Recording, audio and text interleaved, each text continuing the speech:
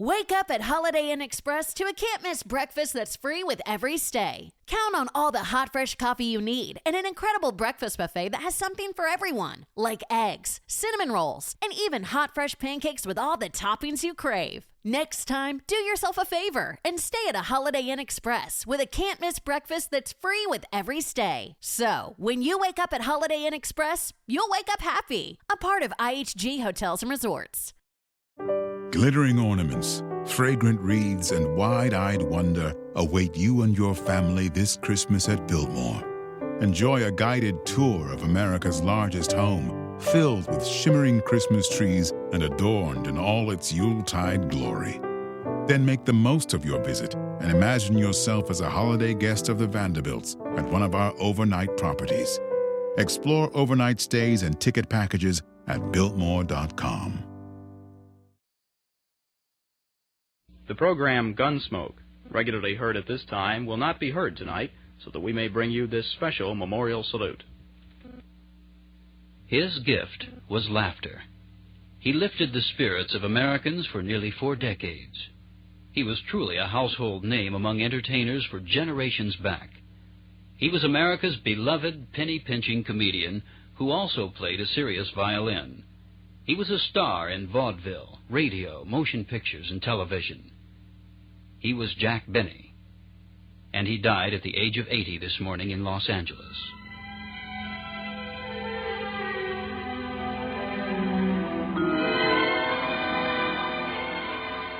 He seemed in fantastically good health, even after passing his 80th birthday this year in February, but he was taken ill last October. When he was released from the hospital, his sense of humor prevailed. Said Benny, "I won't even have a stomach ache until I get the hospital bill."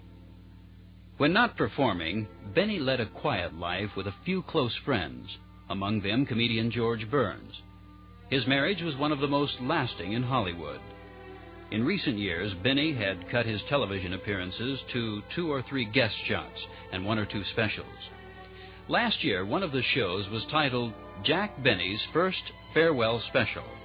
It was followed this year by a second farewell special. Prior to that show, he told interviewer Ed Kearns that he felt the Benny Farewell Special was a good title. Last year I had my first farewell, which was funny, because there's so many people that always say this is my farewell appearance, and then they come back and they make more appearances. Now, the reason I'm calling this one the second farewell, because I played Las Vegas. Since my first farewell, I played theater. And the minute I mention to the audience, I want you to watch my next special, which is called My Second Farewell, they all laugh like hell. And that means that they not only remember the show, but they remember the title. Well, anytime they can remember a title of a show, it's silly not to use it. Jack Benny became America's foremost funny man during the 30s and 40s, with a variety of personality quirks. His stinginess, big blue eyes, ear-smarting violin playing, an ancient Maxwell automobile, and insistence at all times that he was only 39 years old. His Sunday night show, heard coast to coast, was a family affair, with Phil Harris, Dennis Day, Rochester, his wife, Mary Livingston, and his announcer, Don Wilson.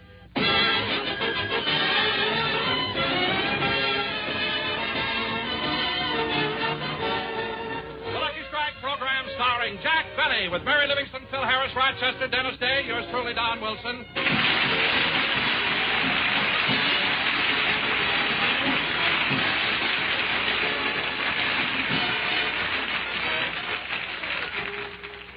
And now, ladies and gentlemen, let's go out to Jack Benny's home in Beverly Hills, where we find Rochester helping Jack fix up his scrapbook. Rochester, have you got the scissors? Yeah, I'm cutting something out of the front page of the Pasadena News. It's a picture of you kissing the Queen of the Rose Parade. Oh, yes. Gee, that is a nice picture of me, isn't it? And some color, too. It would be even nicer if your eyelashes weren't so gray. Rochester, my lashes aren't gray. Just that my eyes are so blue, they pick up limbs.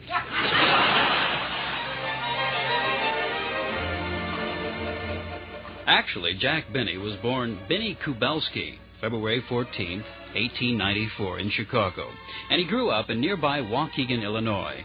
which through the years became another source of his humor. The comedian began studying the violin as a child, and he played in the orchestra of the Barrison Theater while still in grammar school. He continued his theater job during high school days, and he played at dances in and around Waukegan. At 15, he teamed with Cora Salisbury as a violin duo, traveling the Chicago area theater circuit. He became an excellent violinist, and later in life made several concert tours as a featured soloist with symphony orchestras. After traveling back and forth across the country as a vaudeville musician, he soon discovered that he was more adept at making people laugh than with his violin virtuosity.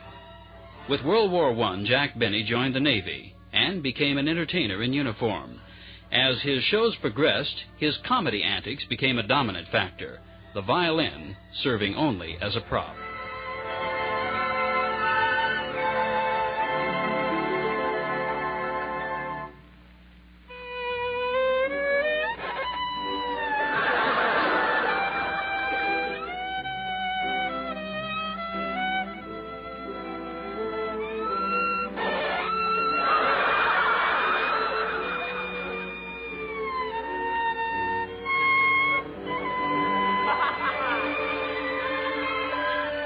Following the war, he went on tour, again vaudeville. While traveling the West Coast, he met his wife, Sadie Marks, a hosiery clerk at the Los Angeles May Company. The couple was married in Waukegan in January 1927. Benny remained in Southern California to work in a series of undistinguished motion pictures. Then, early in the 1930s, he turned to the relatively new field of radio, where he found instant success. For almost a quarter of a century, Jack Benny was a Sunday night radio fixture with a program adjacent to the popular Fred Allen Show. A friendly feud ensued, and a couple of years ago, Jack talked about it. My feud with Fred Allen started out by accident. A lot of people imagine we planned it, but if we had, it would not have been successful. The feud started with a little 10-year-old boy who played a violin solo on my program. And the following week, Fred Allen made derogatory remarks about my violin playing. So I answered him on my program, knowing he would listen to it. And he knew I was always listening to his show, so then he answered me. And this went on week after week until we got into the feud. And we were into the feud 7 or 8 months before we even discussed it with each other over the phone about what to do next. That's why it was a successful feud. It would have never been any other way. Here's a portion of the Fred Allen Show on which I appeared as guest. Jack, this is quite a surprise, you dropping in. I didn't know you were going to be here tonight. I didn't know it either, Fred, until I heard you announce it 5 times last week. But don't get me wrong, Freddie. I appreciate that build-up. I'm one guy who knows that it pays to advertise. Now, listen here, Benny. If that's a hint, you're not getting 1 cent for crawling in here tonight, and you know it. Why, Fred, I didn't expect to get paid for this. I haven't any more right to take money for working on this program than you have.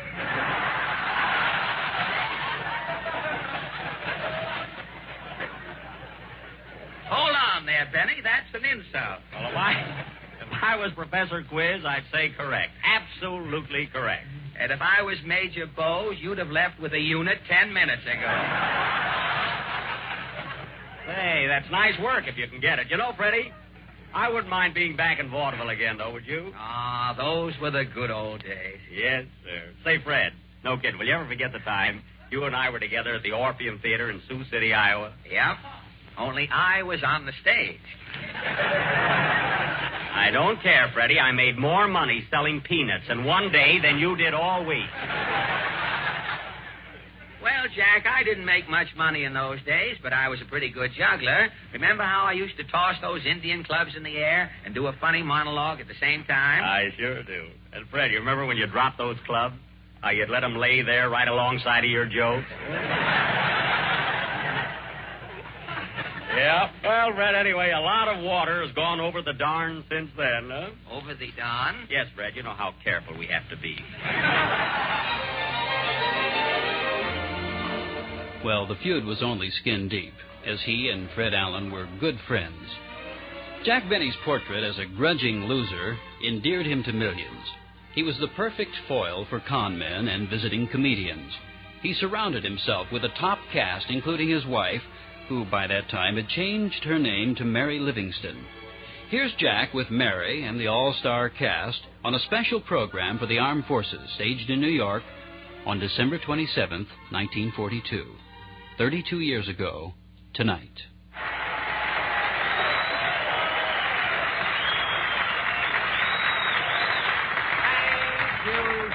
Thank you. Hello again. This is Jack Benny talking. And, Don, what do you mean, the Bob Hope of the Grape Nuts Place program? I don't get it. Well, after all, Jack, there are a lot of similarities between you and Bob Hope, aren't there, Mary? Of course there are. Oh, yeah? Name one. Well, for one thing, he's on the radio and you're on the radio. True. And he's a comedian and you're a comedian. Yes. And Hope started in vaudeville and you started in vaudeville. That's right. And Hope makes pictures at Paramount and Paramount kicked you out. True. Now, wait a minute. I wasn't thrown out of Paramount. Then why did you leave? I asked them to put a shower in my dressing room. They punched holes in the roof. It didn't rain for 40 days, so I quit.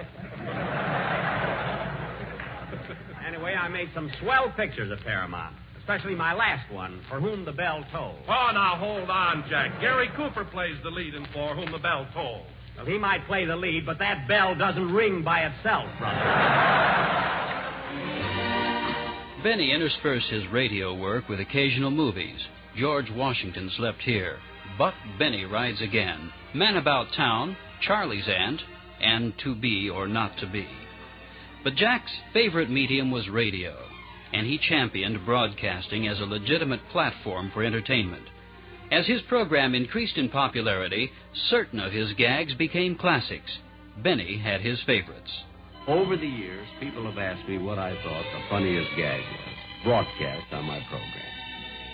Now, here's one that critics acclaim this as the funniest. Now, we've had others, I think, that were just as funny or funnier. But this is the one that has been written up in magazines and newspapers and everything. This was called the Money or Your Life gag, and here's the way it went. There was a scene where I went to visit Don Wilson in his home. When I left his house, and it was very dark at night, someone came up to me on the street, held a gun up to my face, and said, "Your money or your life." So I did one of my usual long pauses, which got a fairly good laugh. And he said, "Come on, answer me. Your money or your life?" So I got mad, and I said, "I'm thinking it over." Another running gag on our program was the scene at the railroad station with Mel Blanc shouting, "Train leaving on track 5 for Anaheim, Azusa, and Cucamonga."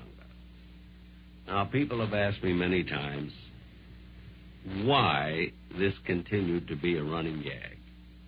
The only way I can explain it is this is another one of those accidents. We meant it only for one show. And it got so many big laughs that we kept it on every time we did a railroad station or an airport scene. Gee, the station is crowded. Rochester. Yeah, boss. Put on your red cap and carry my bags to the train, will you? I gotta meet my gang. Train leaving on track 5 for Anaheim, Azusa, and Cucamonga. Gee, we're all supposed to meet here at the information desk. No one... Oh, there they are. Hey, Phil, Don. Oh, hello, Jack. Hiya, Jackson. Say, what are you carrying there under your arm? Well, I heard it was pretty cold in New York, and I want to be on the safe side. But Jackson, a smudge pot.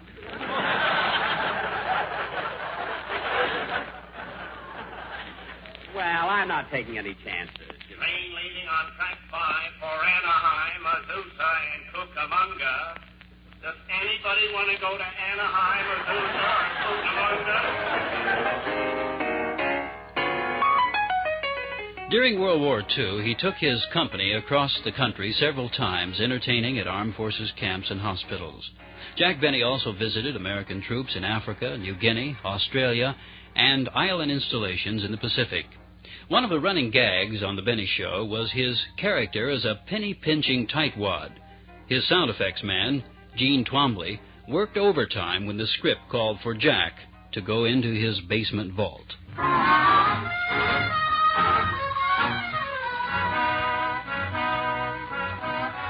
What'd you come over here for, anyway?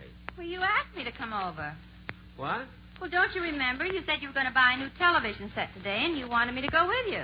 Oh, yes. The one I've got has such a small screen. Well, come on, let's go. Okay. Just wait here a minute, will you, Mary? I haven't got enough money. I'll go down to my vault and get some. Okay, well, don't be too long. I won't.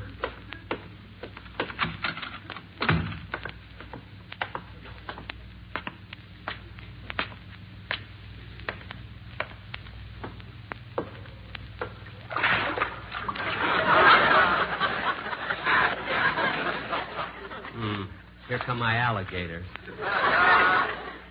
One of them still has that bandage on him. I thought sure he'd be healed by now.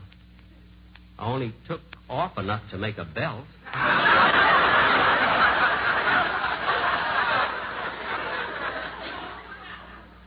Well, I better go in my vault and get my money.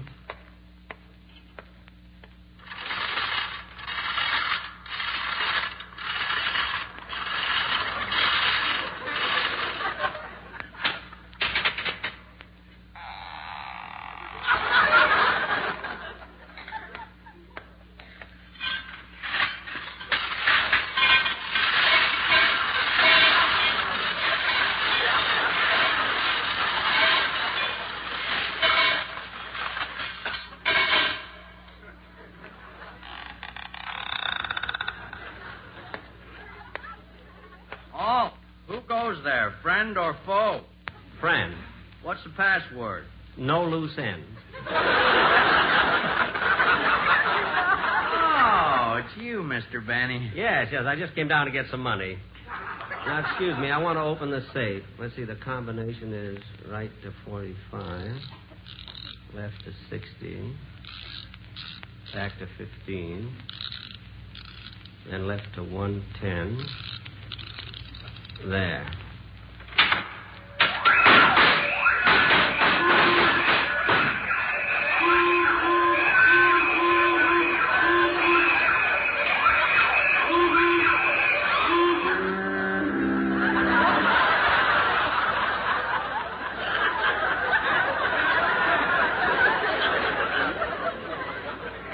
Mr. Benny, who installed that alarm for you? Spike Jones. Let me see now. There, that ought to be enough money. Well, so long, Ed. Goodbye, Mr. Benny. Gee, Ed's a nice fella. It's amazing. All the years he's stayed down in that vault, and he's never come out. Sometimes I feel guilty paying him by check.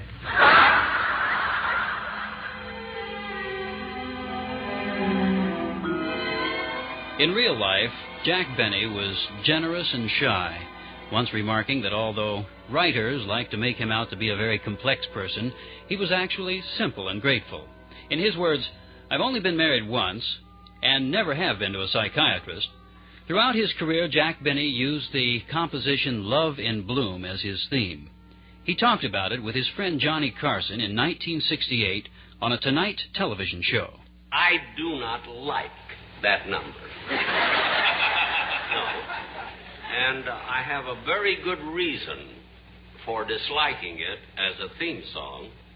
I'm glad you mentioned it, by the way. It gives me a chance to say something here for a little bit. But when you mentioned Love and Bloom, it was such a relief not to hear it, because I love it as a number. I think it is a beautiful song. Very pretty.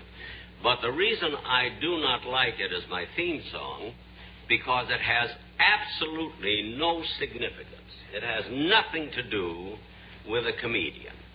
You see, now you take a theme song like Bob Hope's, Thanks for the Memory. That means something, doesn't it? You're thanking Bob for the wonderful, marvelous things this man has done during his career, and he's thanking them for their response. Or take Danny Thomas's theme song, Danny Boy Makes Sense. But I'd like one person in this room to tell me. Now, I'm going to read some of the lyrics. I don't think I know the lyrics. Of Love and Bloom. I want one person in this room to be able to tell me what this has to do with a comedian or me. Now, listen to these words. Can it be the trees that fill the breeze with rare and magic perfume? Now, what's that got to do with me? Unless it's the way I walk.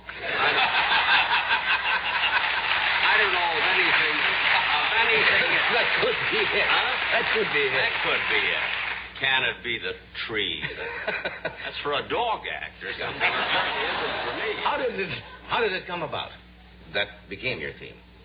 Any song that I would have fooled with on the fiddle 35, 40 years ago would have been my theme song, and it happened to be Love and Bloom.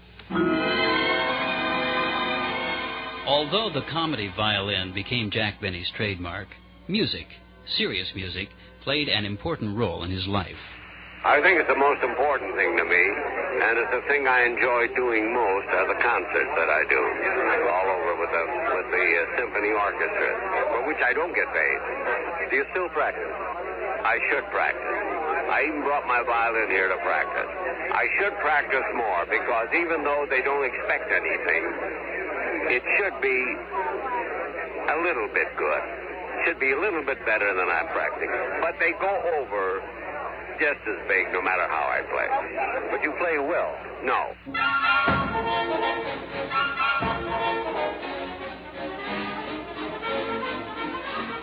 During that interview, Jack Benny rated his own ability to play violin. Isaac Stern is one of the world's great violinists and my closest friend in the music world. And he has the perfect answer.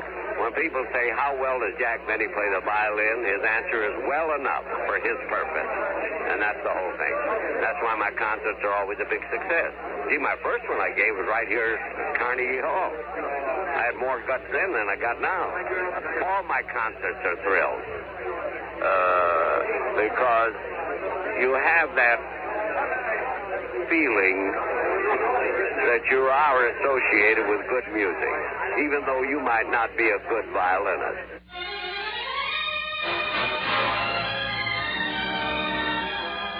Last February, Jack Benny turned 80 years old. He was the world's only 39-year-old octogenarian. I don't know how people even know it, because I never say it about 80. In London, when they asked me how old I was, I'd say to them, anything you guess over 39 is all right for me. And the paper comes out and says his next version's going to be 80. All I have to do is look it up. You know, you can't miss it. You got to find it. So, but I don't like to talk about it much, because the less I talk about it, the less people remember about it. On his 80th birthday, he was asked if he could go back 39 years and start all over again, would he choose comedy over music? Yes, but if I had it to live over again, then you must add, and know what I know today, I would practice more, still do the comedy, and my concerts would be even better. Because the better I play, the funnier the concerts are. Because my problems in the concerts are not with the violin playing, it's what I have with the musicians. That's what the humor is.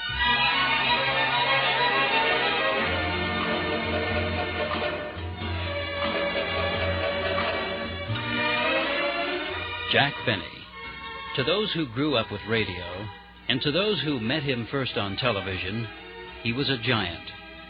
A gentle, generous giant who gave till you laughed, and you laughed till you cried. Jack Benny's heritage, the gift of laughter.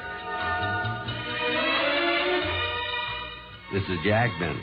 I'm a little late. Good night, folks.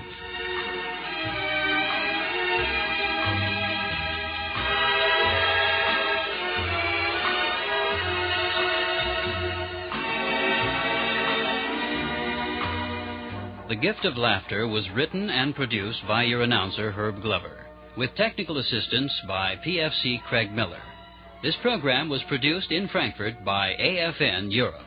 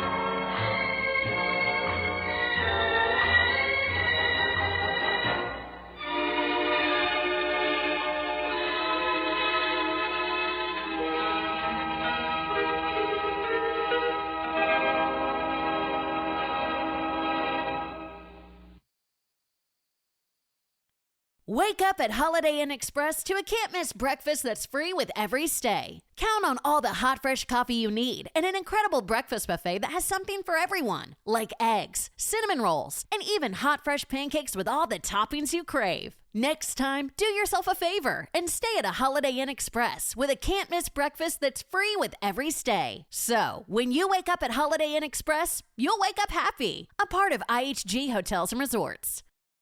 With Lucky Land Slots, you can get lucky just about anywhere. Dearly beloved, we are gathered here today to... Has anyone seen the bride and groom? Sorry, we're here. We were getting lucky in the limo and we lost track of time. No, Lucky Land Casino, with cash prizes that add up quicker than a guest registry. In that case, I pronounce you lucky. Play for free at LuckyLandSlots.com. Daily bonuses are waiting. No purchase necessary. Void where prohibited by law. 18+. Terms and conditions apply. See website for details.